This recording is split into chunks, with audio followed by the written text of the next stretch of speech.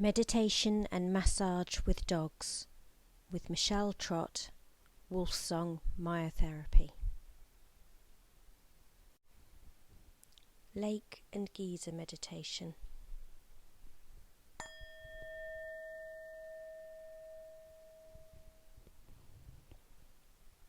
First of all, find a comfortable position to sit in. That might be sitting on a chair, feet hip width apart, feet flat on the floor, or it might be sitting on the floor on a small cushion with your legs crossed. Have your spine lengthened and your eyes closed, or maybe at 45 degrees, with your tongue gently resting on the roof of your mouth. And just try to connect with that area in your lower abdomen. Try to imagine a cool, crystal clear lake in that area, with a circular shore of sand.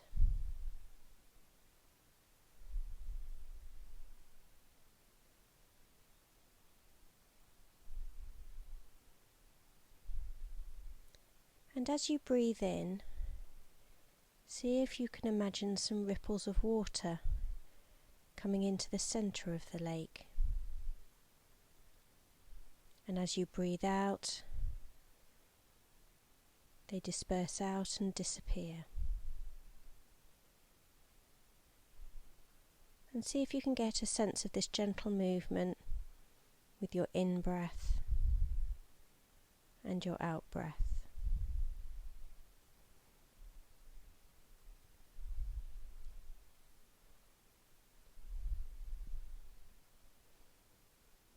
And as you breathe in, it's almost as if that water starts to spring up in the centre.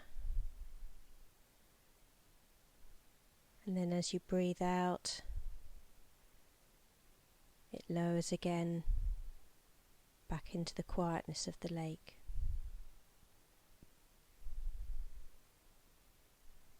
Almost like the start of a fountain.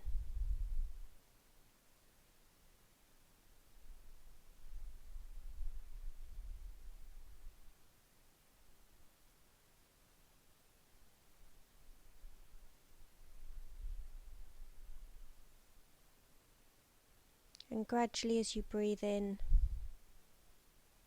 that spout of water is just going to come higher and higher with each breath. And with each out breath, it still goes back into that stillness of the lake and drops down, and the ripples disappear.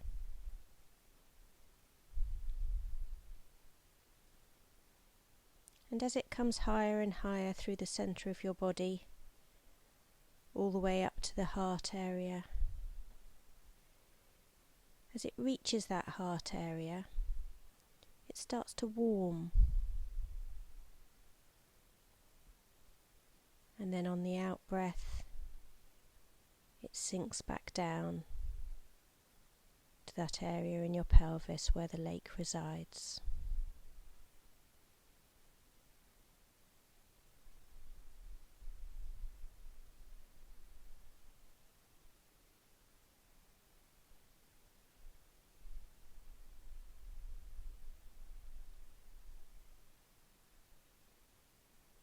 And that warmth of the geyser that's coming up from the lake, up through the centre of your body to your chest, starts to spread out across your chest, generating a warmth through that whole area.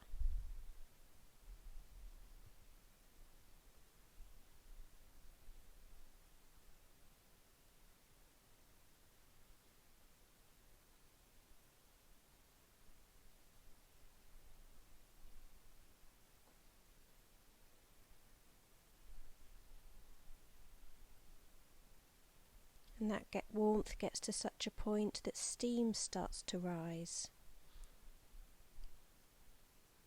And that steam rises up to your head area, to the mind.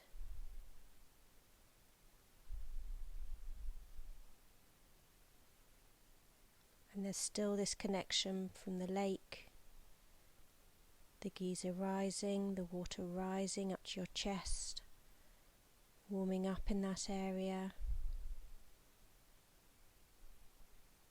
and the steam rising to your head.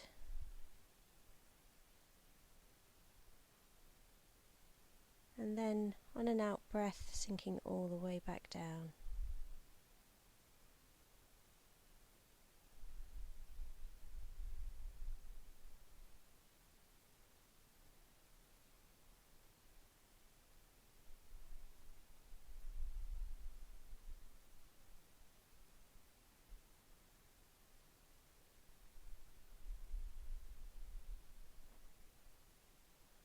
And as you sit with this visualization, that column of water becomes continuous.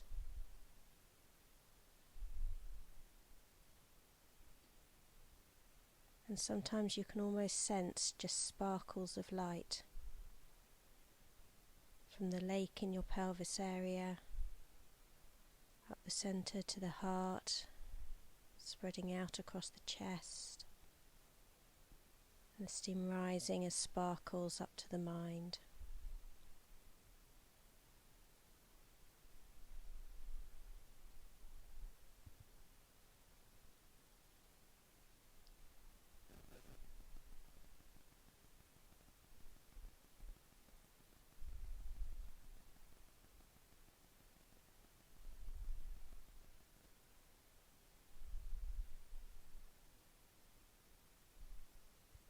Just try and stay with this visualization if you can.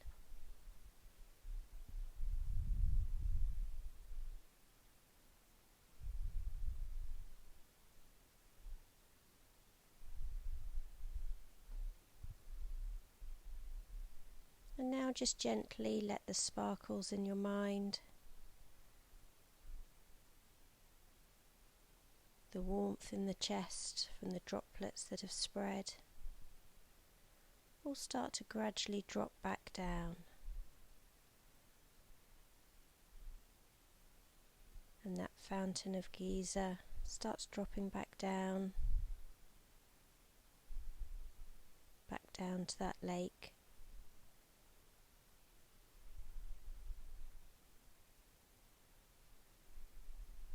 Back down to the stillness.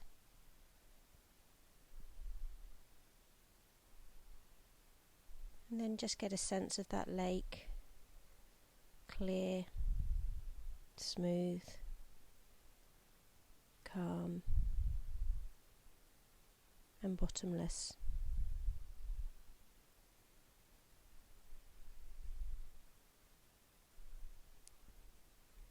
And let your breath relax.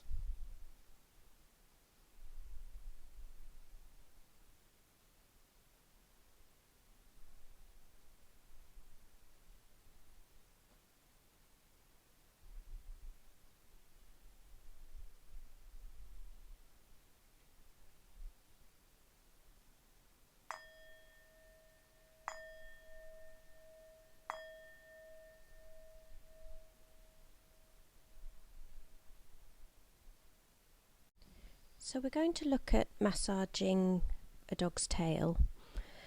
The dog's tail musculature is very interlinked with the lower back. So lower back problems can affect the use of the tail, but the tail's used as a rudder. So my personal belief is that trigger points and tightness in the tail could then affect the rest of the posture. Just at the beginning, Jasper's the cat just come in for a connection. Cats won't really stay there for massage very long. It's always good though just to do a little bit. He's 16, so a little bit with older cats in their lower back area above the kidneys, because they can get very tight there. So back to Thibaut. So massaging his tail, all I'm doing is very gentle circles around the muscula of his tail. Obviously too much pressure, it would be sensitive. I've got a grounding hand on his lower back, just so that he feels secure. And there's a tell. Thibaut's looking at me, licking his lips. He's telling me that that area is sore. So this is what I was doing if you look at the small box, just gentle circles around the tail. I'm very much being mindful about what I'm doing. I'm really feeling with my fingers, and it was at that point when I went underneath the tail, on the underside he had some tension, and he was very clear in letting me know, actually that's a bit sensitive. So I just was more careful with my touch. You can hold your hand still. Now in the main picture, Thibaut again yawned, licked his lips. He's looking at me, but then he starts looking away, and for Thibaut I know, because he's my own dog, that he's processing. He's not telling me to stop there.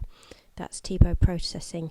When my own personal dogs want me to go more gently, they look at me. But every dog's different, and when I work with dogs that aren't my own, their tells will be slightly different because I'm not living with them. You can then just work your way down the tail, check any other areas of tightness, and just spend a little time.